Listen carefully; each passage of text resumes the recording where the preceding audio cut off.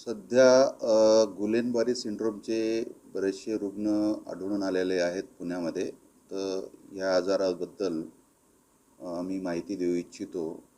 हा बेसिकली मज्जातंतूचा आजार आहे, ज्यामध्ये शरीराची रोगप्रतिकारक शक्ती मज्जातंतूवर हल्ला करते. या आजारामध्ये ज्या रुग्णाच्या नसा आहे त्यांना इजा पोहोचते. त्यामध्ये सुरुवातीला जे आहे अशा रुग्णांना बेसिकली पोटाचे आजार जसे की उलटी, जुलाब, पोटदुखी किंवा श्वसनाचे आजार होऊन गेलेला जातो. आणि हे आजार झाल्यानंतर साधारणतः एक 5 ते 7 दिवसानंतर रुग्णांना अचानकपणे हातापायातली ताकद कमी झाल्याचं जाणवत आहे. आणि नंतर समजा डिले केलं तर त्यांना चालतासुद्धा येत नाही. आणि जर समजा हा अजून जास्त आजार वाढला तर त्यांना श्वसनाचा पण त्रास होतो, म्हणजे श्वसन त्यांचं वीक होतं, श्वसन घ्यायला त्रास होतो. आणि अशा रुग्णांना मग व्हेंटिलेटरची गरज भासू शकते. हा जो आजार आहे, जर समजा वेळीच डॉक्टरांचा सल्ला घेऊन उपचार केलं तर यामध्ये बहुतांशी रुग्ण हे व्यवस्थितपणे बरे होऊ शकतात. किंवा याच्यामध्ये ज्यांना श्वसनाचा त्रास होतो त्यांना वेळीच व्हेंटिलेटर लावलं तर हे रुग्ण बऱ्यापैकी बरे होऊ शकतात. हा जो आजार आहे याची तपासणी 2 प्रकारे केली जाते. एक तर पाठीच्या मणक्यातून पाणी काढून त्याची तपासणी करणे, आणि दुसरं नर्व कंडक्शन टेस्टिंग, जे मज्जातंतूचं निदान करतात. आणि दुसरं जे आहे तर ह्या रुग्णांचे जी ही आहे स्टूल्स, ते आपण NIV तपासायला पाठवतो. त्यामध्ये बेसिकली की हे कोणत्या व्हायरसमुळे किंवा बॅक्टेरियामुळे हा आजार झाला आहे, म्हणजे हा आजार सेकंडरी आजार आहे. प्रायमरी आजार जो होतो त्याचा व्हायरस आणि बॅक्टेरिया याच्यातून आपल्याला तपासणं निष्पन्न होतो. ह्या रुग्णावरती प्रामुख्याने 2 प्रकारे उपचार केले जातात. एक तर प्लाझ्माफेरेसिस आणि दुसरं जे आहे ते IVIG हे इंजेक्शन दिलं जातं, जे इंजेक्शन थोडं महाग आहे त्यामध्ये. आणि बाकीचं जे आहे ते सपोर्टिव्ह जे आहेत लक्षणं त्यानुसार सपोर्टिव्ह ट्रीटमेंट दिलं जातं.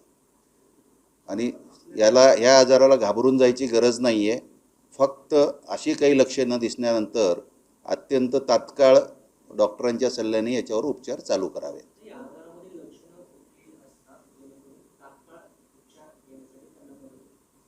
आजाराची लक्षणं म्हणजे हेच सांगितलं की हातापायातली ताकद कमी होते आणि ती हळूहळू वाढत जाते, की जेणेकरून जास्त थांबलात तुम्ही तर चालता पण येत नाही तुम्हाला. आणि त्याच्यात पुढची स्टेज म्हणजे श्वास घ्यायला पण जे नॉर्मली आपण श्वास घेतो ते वीक होतं, मसल्स वीक होऊन जातात, तर ते श्वास घेताच येत नाही त्यांना, ऑक्सिजन लेवल कमी होते त्यांची.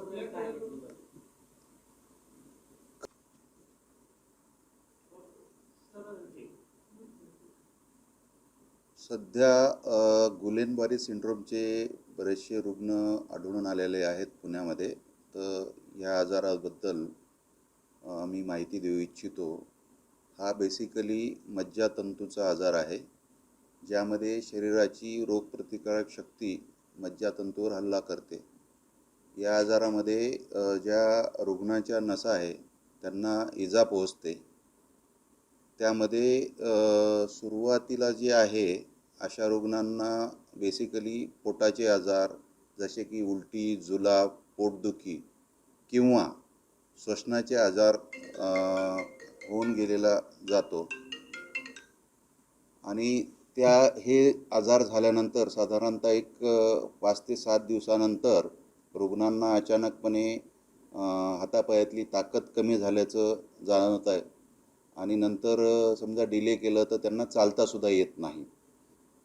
आणि जर समजा हा अजून जास्त आजार वाढला तर त्यांना श्वसनाचा पण त्रास होतो, म्हणजे श्वसन त्यांचं वीक होतं, श्वसन घ्यायला त्रास होतो. आणि अशा रुग्णांना मग व्हेंटिलेटरची गरज भासू शकते. हा जो आजार आहे, जर समजा वेळीच डॉक्टरांचा सल्ला घेऊन उपचार केलं तर यामध्ये बहुतांशी रुग्ण हे व्यवस्थितपणे बरे होऊ शकतात. किंवा याच्यामध्ये ज्यांना श्वसनाचा त्रास होतो त्यांना वेळीच व्हेंटिलेटर लावलं तर हे रुग्ण बऱ्यापैकी बरे होऊ शकतात. हा जो आजार आहे याची तपासणी दोन प्रकारे केली जाते. एक तर पाठीच्या मणक्यातून पाणी काढून त्याची तपासणी करणे आणि दुसरं नर्व कंडक्शन टेस्ट जे मज्जातंतूचं निदान करतात. आणि दुसरं जे आहे तर ह्या रुग्णांचे जी ही आहे स्टूल्स ते आपण NIV तपासायला पाठवतो. त्यामध्ये बेसिकली की हे कोणत्या व्हायरसमुळे किंवा बॅक्टेरियामुळे हा आजार झाला आहे, म्हणजे हा आजार सेकंडरी आजार आहे. प्रायमरी आजार जो होतो त्याचा व्हायरस आणि बॅक्टेरिया याच्यातनं आपल्याला तपासणं निष्पन्न होतो. ह्या रुग्णावरती प्रामुख्याने दोन प्रकारे उपचार केले जातात. एक तर प्लाझ्मोफेरेसिस आणि दुसरं जे आहे ते IVIG हे इंजेक्शन दिलं जातं, जे इंजेक्शन थोडं महाग आहे त्यामध्ये. आणि बाकीचं जे आहे ते सपोर्टिव्ह जे आहेत लक्षणं त्यानुसार सपोर्टिव्ह ट्रीटमेंट दिलं जातं. आणि ह्या आजाराला घाबरून जायची गरज नाही आहे. फक्त अशी काही लक्षणं दिसल्यानंतर अत्यंत तात्काळ डॉक्टरांच्या सल्ल्याने याच्यावर उपचार चालू करावे.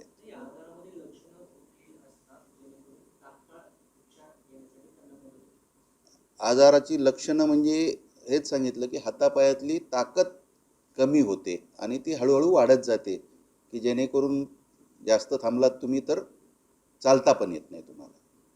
आणि त्याच्यात पुढची स्टेज म्हणजे श्वास घ्यायला पण जे नॉर्मली आपण श्वास घेतो ते वीक होतं, मसल्स वीक होऊन जातात, तर ते श्वास घेताच येत नाही त्यांना, ऑक्सिजन लेवल कमी होते त्यांची. खबरदारी याच्यामध्ये कसं आहे की खबरदारी घेण्याचं म्हणजे तुम्ही एक तर पाण्याचा जो सोर्स आहे ते फिल्टर वॉटर प्यावं, किंवा तुमची ती व्यवस्था नसेल तुम्ही एक तर पाण्याचा जो सोर्स आहे ते फिल्टर वॉटर प्यावं, किंवा तुमची ती व्यवस्था नसेल तर नॉर्मल आपलं जे आहे पाणी उकळून, प्रॉपर उकळून, नुसतं गरम नाही करायचं, चांगल्यापैकी ते पाणी उकळलं पाहिजे, ते थंड करायचं आणि मग ते प्यायचं. हे पाणी स्वच्छ आणि काय म्हणतो आपण जंतुविरहित असलं पाहिजे, थोडक्यात सांगायचं. ही एक खबरदारी घ्यावी लागेल. आपल्याकडे आता सध्या 14 प्रौढ रुग्ण आहेत आणि 2 लहान बाळं आहेत. ह्या 14 पैकी मॅक्झिमम रुग्ण हे सिंहगड रोड, धनकवडी आणि क्रिकेटवाडी हरपसट इथले आहेत. एक आंबेगावचा आहे आणि एक अहमदनगर जिल्ह्यातला आहे, अहिल्यानगर, आणि एक सोलापूर डिस्ट्रिक्टमधला आहे. याच्यामध्ये बाकीचे सर्व आपण उपचार त्यांच्यावर देतोय. जसं की मी पहिल्यांदा सांगितलं काय कॉमन उपचार जे आहेत आणि सपोर्टिव्ह ट्रीटमेंट आपण करतोय, त्यांचे व्यवस्थित उपचार चालू आहेत. यापैकी 3 प्रौढ रुग्ण आणि एक बालरुग्ण हा सध्याच्या घडीला सिरियस आहे. बाकी सगळे रुग्ण आपले स्टेबल आहेत.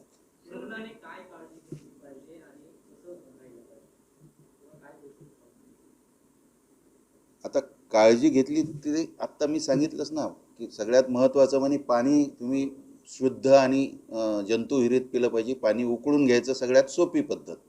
प्रॉपरली उकळायचं, गरम नाही करायचं, फक्त उकळून घ्यायचं आणि ते प्यायचं. आणि बाकी समजा श्वसनाचे काही जे इन्फेक्शन असतात, कारण हा आजार सेकंडरी आहे, याचे प्रायमरीचे खूप सारे व्हायरस आणि खूप साऱ्या बॅक्टेरिया आहेत की ज्याचा त्या मज्जातंतूवर परिणाम होतो. हे थोडंसं कसं आहे की तुमचीच प्रतिकारशक्ती तुमच्याच याच्यावरती काम करते आणि त्याच्यामध्ये ते नर्वला डॅमेज होतं, परंतु हे दुसऱ्या व्हायरस आणि बॅक्टेरियाच्या आजारामुळे होते.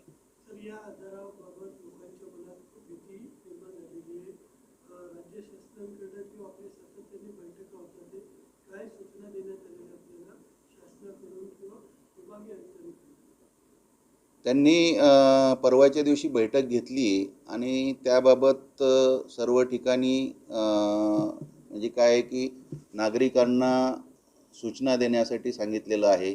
जे आपलं कॉर्पोरेशन आहे त्यांना, परत ज्या ज्या ठिकाणी सस्पेक्टेड हे रुग्ण सापडलेले आहेत त्या ठिकाणचे सॅम्पल घेऊन ते NIVला पाठवण्याचे सांगितलेलं आहे. त्यानंतर सगळ्या हॉस्पिटल्सना जे काही ट्रीटमेंटचं औषधी आणि बाकीच्या गोष्टी लागतात त्या उपलब्ध करून घेण्यास सांगितलेलं आहे. आणि म्हणजे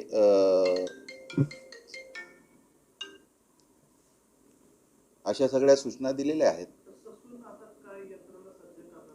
आपल्याकडे सध्या 14 रुग्ण आहेत जसं की मी सांगितलं, आणि बाकीचे सगळे स्टेबल आहेत. त्यापैकी फक्त एक 4 रुग्ण आपले थोडे क्रिटिकल आहेत. त्याच्यावरती सगळे आपण औषधोपचार देतोय. इव्हन जे महाग औषध आहे IVIG ते पण मी कालच उपलब्ध करून दिलेलं आहे. तर ते श्वास घेताच येत नाही त्यांना, ऑक्सिजन लेवल कमी होती त्यांची. खबरदारी याच्यामध्ये कसं आहे की खबरदारी घेण्याचं म्हणजे तुम्ही एक तर पाण्याचा जो सोर्स आहे ते फिल्टर वॉटर प्यावं, किंवा तुमची ती व्यवस्था नसेल तर नॉर्मल आपलं जे आहे पाणी उकळून, प्रॉपर उकळून, नुसतं गरम नाही करायचं, चांगल्यापैकी ते पाणी उकळलं पाहिजे, ते थंड करायचं आणि मग ते प्यायचं. हे पाणी स्वच्छ आणि काय म्हणतो आपण जंतुविरहित असलं पाहिजे, थोडक्यात सांगायचं. ही एक खबरदारी घ्यावी लागेल. आपल्याकडे आता सध्या 14 प्रौढ रुग्ण आहेत आणि 2 लहान बाळं आहेत. ह्या 14 पैकी मॅक्झिमम रुग्ण हे सिंहगड रोड, धनकवडी आणि क्रिकेटवाडी हरपसट इथले आहेत. एक आंबेगावचा आहे आणि एक अहमदनगर जिल्ह्यातला आहे, अहिल्यानगर, आणि एक सोलापूर डिस्ट्रिक्टमधला आहे. याच्यामध्ये बाकीचे सर्व आपण उपचार त्यांच्यावर देतोय. जसं की मी पहिल्यांदा सांगितलं, काय कॉमन उपचार जे आहेत आणि सपोर्टिव्ह ट्रीटमेंट आपण करतोय, त्यांचे व्यवस्थित उपचार चालू आहेत. यापैकी 3 प्रौढ रुग्ण आणि एक बालरुग्ण हा सध्याच्या घडीला सिरियस आहे. बाकी सगळे रुग्ण आपले स्टेबल आहेत.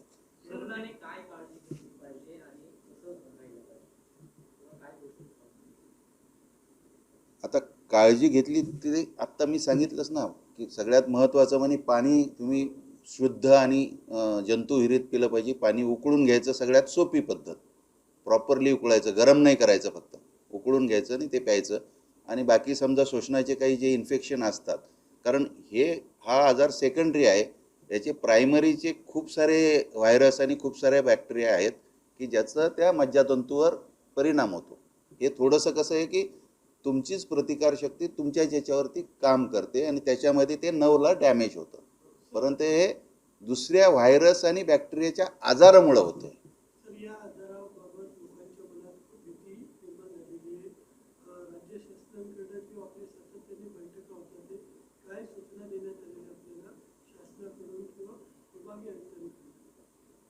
त्यांनी परवाच्या दिवशी बैठक घेतली आणि त्याबाबत सर्व ठिकाणी म्हणजे काय आहे की नागरिकांना सूचना देण्यासाठी सांगितलेलं आहे, जे आपलं कॉर्पोरेशन आहे त्यांना. परत ज्या ज्या ठिकाणी सस्पेक्टेड हे रुग्ण सापडलेले आहेत त्या ठिकाणचे सॅम्पल घेऊन ते NIVला पाठवण्याचे सांगितलेलं आहे. त्यानंतर सगळ्या हॉस्पिटल्सना जे काही ट्रीटमेंटचं औषधी आणि बाकीच्या गोष्टी लागतात त्या उपलब्ध करून घेण्यास सांगितलेलं आहे. आणि म्हणजे